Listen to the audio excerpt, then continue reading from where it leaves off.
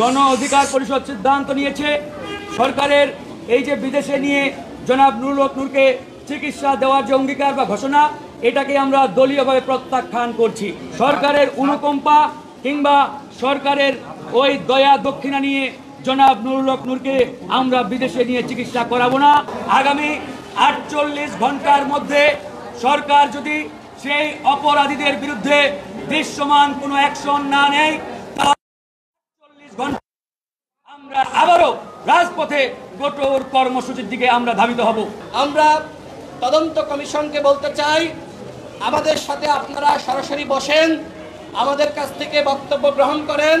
আমাদের কাছে যে ধরনের প্রমাণ আছে, ভিডিও আছে, আমরা আনুষ্ঠানিকভাবে সেগুলো আপনাদের কাছে আমরা সরবরাহ করতে চাই। অন্তর্বর্তীকালীন সরকার প্রধান ডক্টর মোহাম্মদ ইউনূস জনাব নুরুল হক নূরকে বিদেশে নেওয়ার একটি কমিটমেন্ট তিনি করেছিলেন এবং জাতির সামনে তিনি প্রকাশ্যে ঘোষণা দিয়েছিলেন যে অতি দ্রুত জনাব নুরুল হক নূরকে যাতে বিদেশে নিয়ে ট্রিটমেন্ট দেওয়া হয়।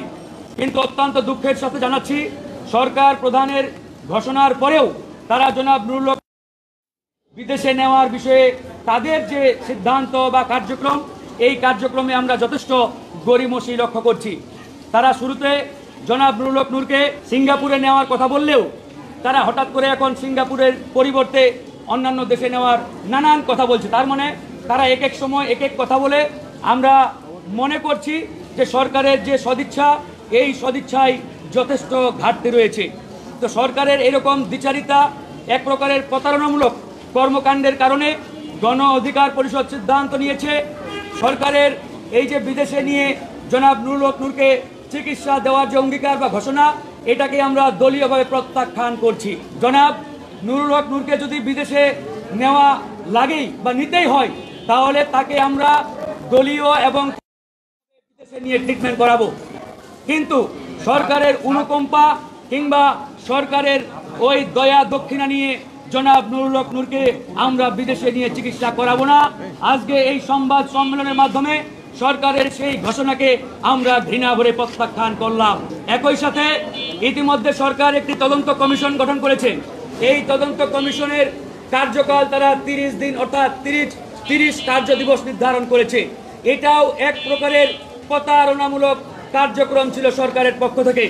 আপনারা জানেন যে জনাব নুরুল হক নূরকে কারা আক্রমণ করেছে, তারা তার উপরে হামলা চালিয়েছে, সেটা দিনের আলোর মতো পরিষ্কার।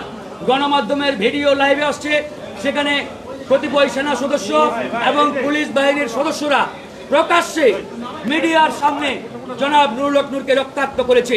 এরকম ভিডিও ফুটেজ প্রমাণ থাকা সত্ত্বেও সরকার যখন তদন্ত কমিশন করে 30 কার্য দিবস সেই কমিশনের মেয়াদ দেয়, তার মানে বুঝতে হবে সরকার এই ঘটনার বিচার সঠিকভাবে কতটুকু করতে আগ্রহী বা সদিচ্ছা রয়েছে, এটাও কিন্তু অনেকটা আমরা সন্দেহের চোখে দেখছি।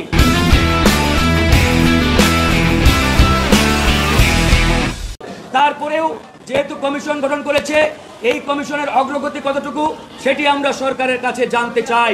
এই ঘটনা ঘটার প্রায় 15 দিন হয়ে গেল, কিন্তু আজ পর্যন্ত যারা অপরাধী তাদের কারো বিরুদ্ধে এখন পর্যন্ত সরকারের পক্ষ থেকে কোনো অ্যাকশন নেওয়া হয় নাই। এখান থেকে আমাদের এই সন্দেহ ডে বাই ডে আরো বড় পরিসরে দানা বাঁধছে। আমরা আজকের এই সংবাদ সম্মেলন থেকে স্পষ্টভাবে ঘোষণা দিচ্ছি, আগামী 48 ঘন্টার মধ্যে সরকার যদি সেই অপরাধীদের বিরুদ্ধে দৃশ্যমান কোনো অ্যাকশন না নেয়, তাহলে 48 ঘন্টা আমরা আবারও রাজপথে কঠোর কর্মসূচির দিকে আমরা ধাবিত হব। সেই কঠোর কর্মসূচি কি ধরনের হবে সেটা আপনারা আগামী 48 ঘন্টার পরে বুঝতে পারবেন এবং সরকারও টের পাবে। এখনো পর্যন্ত সেনাবাহিনীর যারা এই ঘটনার সাথে সম্পৃক্ত, পুলিশের যারা এই ঘটনার সাথে সম্পৃক্ত, কাউকে এখনো পর্যন্ত গ্রেপ্তার করা হয়নি, তাদের বিরুদ্ধে কোনো ব্যবস্থা গ্রহণ করা হয়নি। এই ঘটনার স্পষ্ট ভিডিও রয়েছে, সিসিটিভি ফুটেজ রয়েছে, কিন্তু তারপরেও এখনো পর্যন্ত সেনাবাহিনী এবং পুলিশ বাহিনীর যারা এই ঘটনার সাথে সম্পৃক্ত, তাদের বিরুদ্ধে ব্যবস্থা গ্রহণ না করা আমাদের মধ্যে এক ধরনের সন্দেহ এবং সংশয় আদৌ এই ঘটনার বিচার হবে কিনা।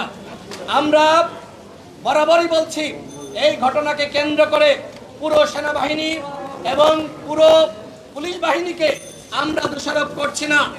আমরা শুধুমাত্র এই ঘটনার সাথে যারা সম্পৃক্ত, যারা এই ঘটনার নির্দেশদাতা করে আমরা বিচারের আওতায় আনার দাবি জানাচ্ছি।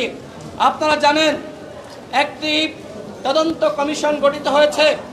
সেই তদন্ত কমিশন আমরা শুনেছি যে তারা কাজ শুরু করেছেন, যদিও তারা এখনো পর্যন্ত তথ্যপত্র সংগ্রহ করার জন্য আমাদের সাথে আনুষ্ঠানিকভাবে যোগাযোগ করেনি।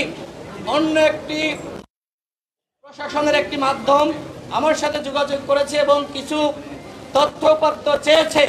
আজকের এই সাংবাদিক সম্মেলন থেকে আমরা তদন্ত কমিশনকে বলতে চাই, আমাদের সাথে আপনারা সরাসরি বসেন, আমাদের কাছ থেকে বক্তব্য গ্রহণ করেন।